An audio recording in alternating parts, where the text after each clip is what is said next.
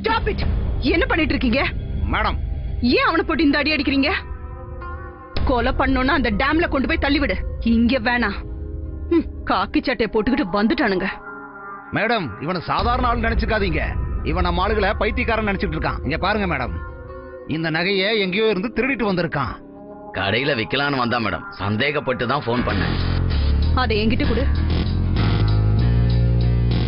Coat suit போட்டுக்கிட்டு அவன் kilo கணக்குல தங்கம் கொண்டு வரும்போது நீ எல்லாம் சந்தேகப்பட மாட்ட.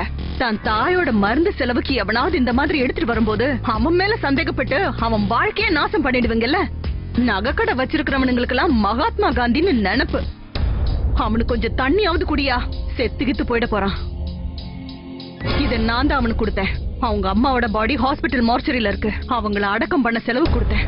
அம்மா செத்தாலும் அப்பா செத்தாலும் ஆஸ்பத்திரிக்காரங்களுக்கு என்ன போச்சு? யார் செத்தா என்ன? ஆஸ்பத்திரிக்காரங்களுக்கு காசு தானே வேணும்.